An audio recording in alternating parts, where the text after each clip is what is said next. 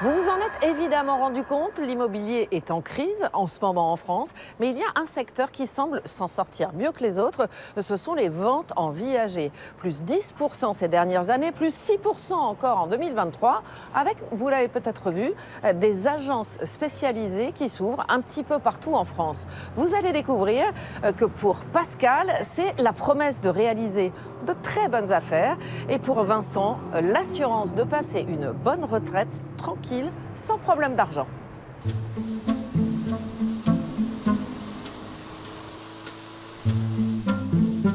Je m'appelle Vincent Breteau, j'ai 77 ans, je fais de la moto et ça m'éclate énormément. Je suis en retraite depuis 20 ans. Mon dernier poste, c'était un poste de cadre à EDF, quoi. La maison qu'il a, je la vends en viager. C'est un moyen de vendre la maison tout en restant dedans. Vincent Breteau est un retraité très actif qui a trouvé le moyen de réaliser ses rêves. Il a décidé de mettre en vente sa maison à Saint-Révérend en Vendée. Et il a déjà trouvé une acheteuse. Ouais, c'est toujours la même. Oh la vache! Ça fait un peu émotion. Ouais. Oh. Nathalie Gérard, bouleversée à la vue de cette longère pour laquelle elle a craqué. Ouais, c'est mon paradis, ça. Elle vient la visiter une seconde fois. Je pensais pas que ça m'aurait fait ça. À ses côtés, Sophie Anon, agent immobilier. Elle est à l'origine de la vente et de la rencontre entre Nathalie et Vincent. Donc voilà, Nathalie a un peu d'émotion là. Ouais. Avant C'est vrai? Ouais. Ah bah ouais, hein. Donc on va peut-être faire du coup le tour de la maison. Oui. D'accord. Un dernier coup d'œil pour confirmer sa volonté d'acheter. Le petit coin cosy, la belle cheminée ramonée, la petite cuisine, vue sur le jardin, bien chaleureuse. Je vous précède, hein. 90 mètres carrés au total pour accueillir sa famille. C'est là où vous mettrez votre bureau aussi, c'est pas? Non, c'est là où je vais mettre mon petit-fils. Votre petit-fils. La chambre. C'est là où je rêve. C'est là où vous rêvez. Donc là, on a le petit cellier et puis le garage. Voilà. Et voilà ce qui l'a aussi séduite. Voilà. Ce terrain de 1000 mètres carrés. On entend les petits oiseaux, on est tranquille, on n'est pas loin de la mer. Après, la maison, finalement, il y a une chambre et une cuisine. Et puis, Non, mais c'est ce que l'environnement dégage aussi. voilà. Ouais. C'est une maison qui demande qu'à être habitée par plein de monde, que ça grouille plein de monde. Ah bah ça défile un peu. Hein. Ouais. Bah, ça continuera toujours, je pense. Cette maison sera le premier achat de Nathalie, gérante d'auto-école. Pourquoi vous avez choisi le viager, Nathalie, comme mode d'achat?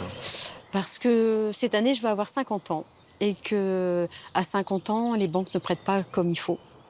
Une maison comme celle de Vincent, j'aurais jamais pu me l'acheter. Jamais. Enfin, ça aurait été un rêve qui reste un rêve tout le reste de ma vie. La maison est estimée à 176 000 €.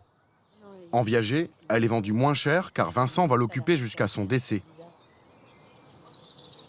Je sais que je l'aurais de toute façon pas habité tout de suite parce que j'habite sur Rennes, je travaille à Rennes.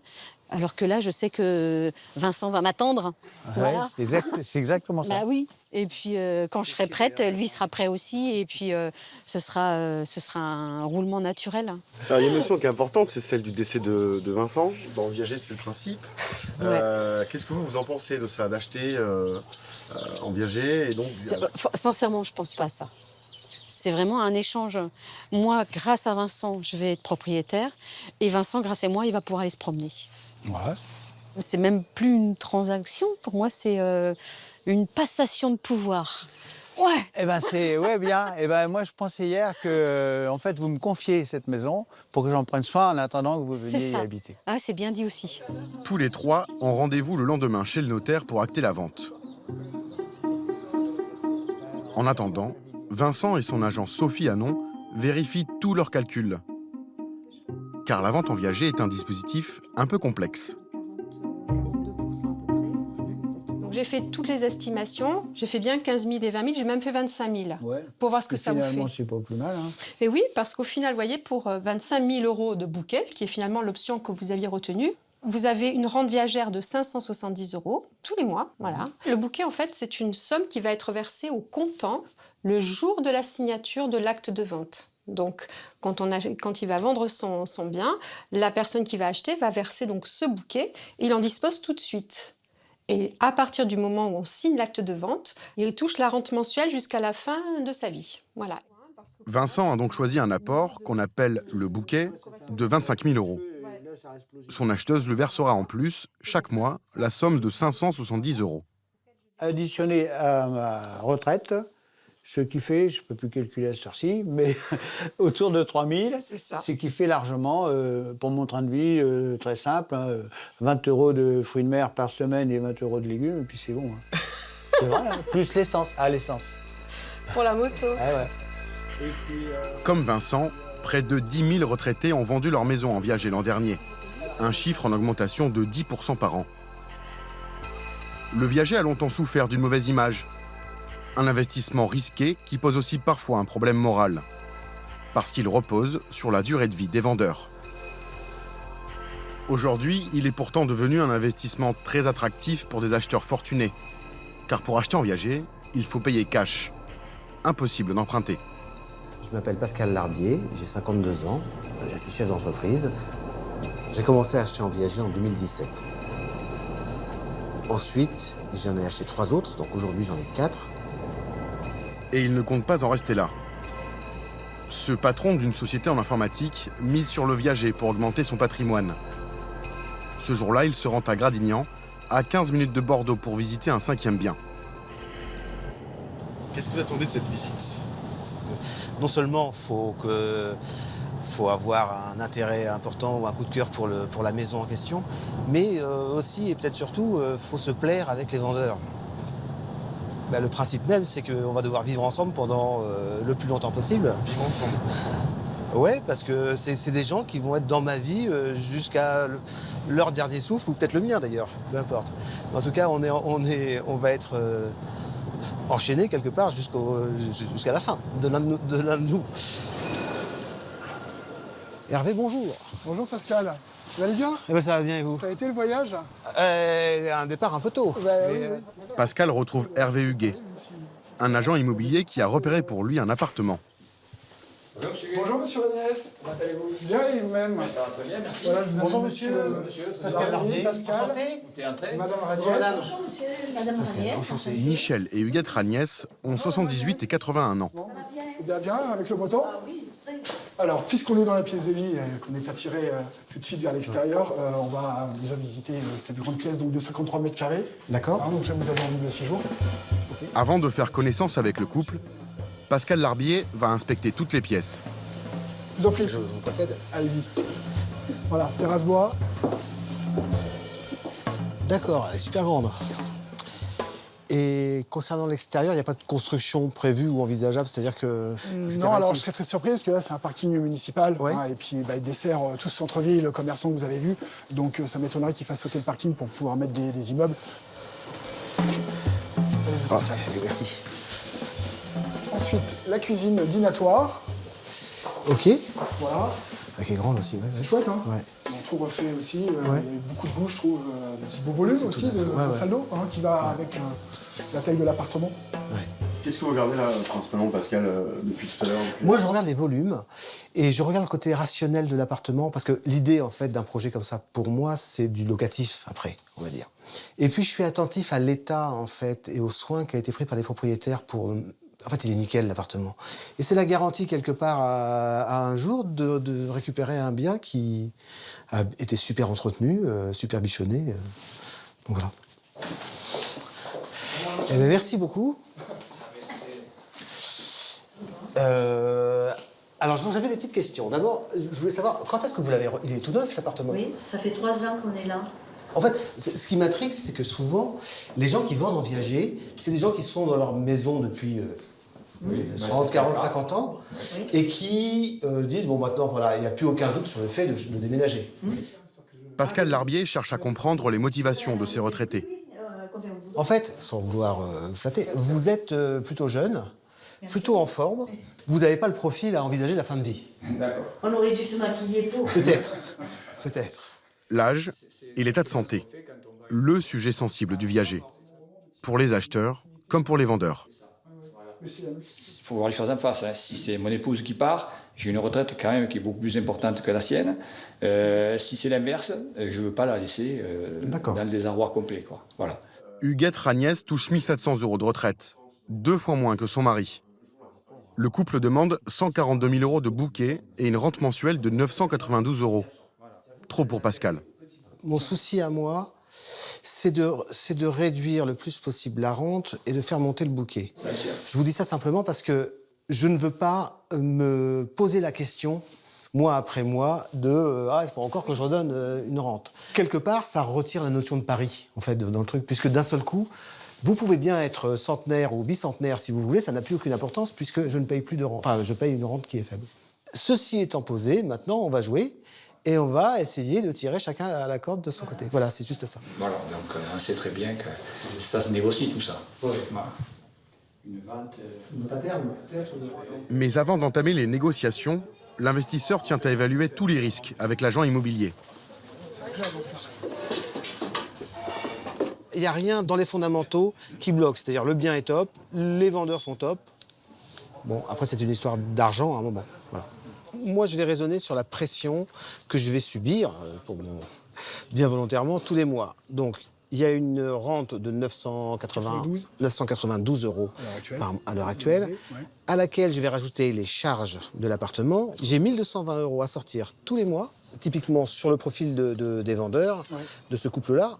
Est-ce que vous avez une estimation de la durée théorique de la période pendant laquelle je vais payer la rente? Donc dans le cas de monsieur et madame Ragnès, madame a 81 ans, monsieur a 78 ans. Donc on a regardé bien entendu la table donc, du barème. Et donc on a une espérance de vie ici qui est indiquée donc de 13,2 ans. C'est à partir de cette espérance de vie que les prix du viager sont calculés. Ces tables sont celles du barème d'Aubry. Ce barème utilise les données des compagnies d'assurance et de l'INSEE. À la naissance, selon l'Institut, les femmes ont une espérance de vie de 85 ans. Les hommes, 79. Mais plus on vieillit, plus on a de chances de dépasser ce cap. Ainsi, selon ce barème, une femme de 75 ans vivra en moyenne jusqu'à 91 ans. Pour un homme du même âge, c'est 88 ans. Donc en théorie, statistiquement, le dernier vivant du couple Ragnès vivra encore 13 ans. D'accord. Okay. C'est ça la table de la loi, les maths, rien que les maths. Imaginez pendant une visite que je commence à m'intéresser à l'état de santé des gens que j'ai en face de moi. Ça deviendrait un truc super malsain. Je ne m'intéresse qu'aux mathématiques. Ils ont un âge, une espérance de vie statistique, et on s'arrête là. Alors, quelle sera la décision mathématique de Pascal Larbier? Après quelques jours de réflexion, il nous a donné rendez-vous à Paris, dans un café, à côté de son bureau. L'appartement de Gradignan avait toutes les qualités, sincèrement, était plein de qualités sur le bien lui-même et aussi par rapport aux vendeurs, qui correspondaient aux critères de vendeurs que je recherche. Le seul défaut que je pouvais trouver à ce projet-là, c'est que c'est ma méconnaissance de la ville. Je trouvais plus rassurant pour moi d'investir dans un quartier que je connaissais davantage. Vous avez relevé l'âge et la bonne santé des personnes chez qui on est allé visiter. Est-ce que c'est pas ça qui vous inquiétait aussi? Ah non, pas du tout. La question de la santé des vendeurs n'est pas du tout un sujet. Ça serait très malvenu de commencer à juger des gens sur leur bonne mine pour savoir dans quelle santé ils seront dans 15 ans. J'en ai aucune idée, je ne suis pas médecin et ça ne m'intéresse pas, ces débats-là. Il y a quand même un intérêt dans vos investissements, c'est que les gens vivent le moins longtemps possible pour gagner plus d'argent. Alors la durée de vie effective des gens a une influence sur le prix, a une influence sur la rentabilité du bien, ça c'est sûr. Quelqu'un qui mourrait le lendemain de la signature, on gagnerait plus d'argent que quelqu'un qui deviendrait doyen de l'humanité. Ça, c'est sûr. Moi, je fais de la gestion de risque, quelque part. Et j'associe une espérance de vie à un risque financier. C'est la seule chose qui m'intéresse. Selon Pascal Larbier, multiplier les achats serait donc la solution pour amortir l'aléa de la durée de vie. En Vendée, c'est le grand jour.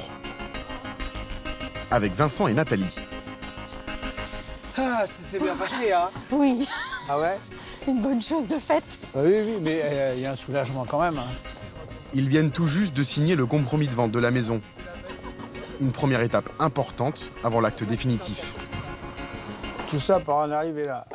C'est pas mal quand même. Ah bah. Par contre, qui c'est qui veut ouvrir la bouteille de Moi, je sais champagne? faire. Ah, je me doute. Et moi, j'ouvre les boîtes à gâteaux. Voilà, chacun son Je boulot. vais te Allez. mettre des petites assiettes. Qu'est-ce que vous fêtez là? Et bien là, on fête la signature du compromis avec Vincent Et notre rencontre. et notre rencontre par la même occasion. Ouais. Et on trinque avec Sophie parce que c'est quand même elle, c'est quand même grâce à elle que, Ouais, c'est grâce à elle. Ouais. que tout est arrivé. C'est comme je disais, s'il reste quelques miettes à vivre, eh ben, c'est le moment. Alors on célèbre tout ça. Ouais. Bravo à tous Et les merci deux. beaucoup. On va commencer tous les deux un nouveau chapitre qui est plein de bonheur. On parle pas comme ça. Si, bah, c'est la réalité. Ouh là là. On retrinque. Allez, ouais, bon. Nathalie et Vincent ont rendez-vous dans un mois pour conclure le viager.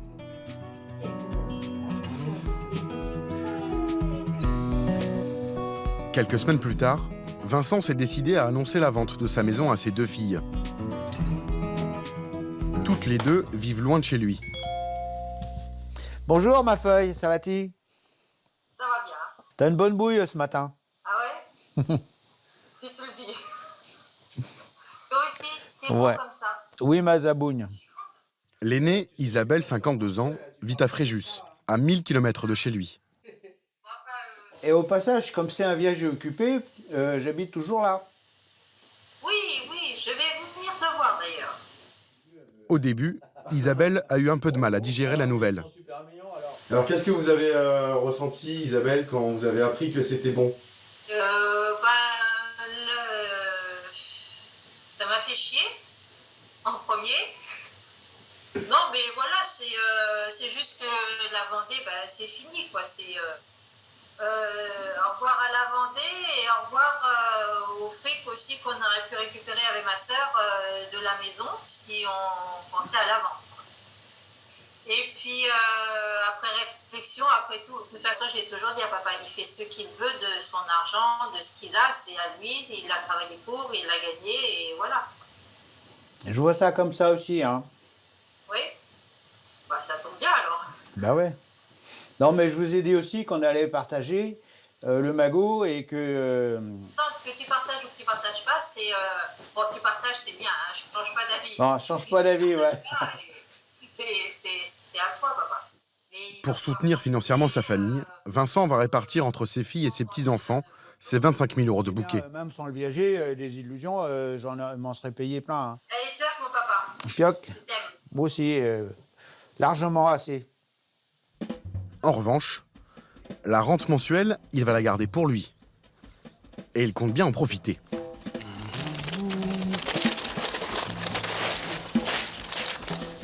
Ça, c'est la carte du monde. Ouais. Mon prochain voyage, c'est là. C'est où? Malacca. Alors, ma fille Marion est au Koweït, c'est-à-dire ici. Et je pense qu'on fera une petite escapade à Bahreïn.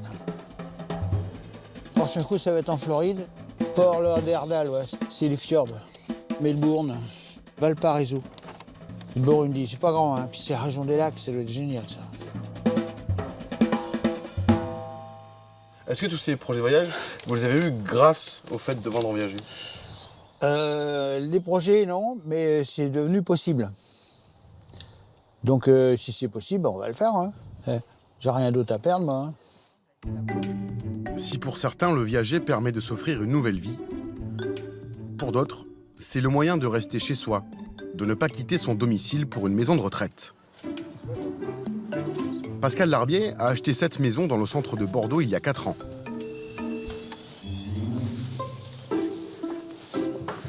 Qui est là? Bonjour Ginette. Ah, c'est Monsieur Larbier. Eh bien oui, c'est moi. Bon, faut vous ouvrir.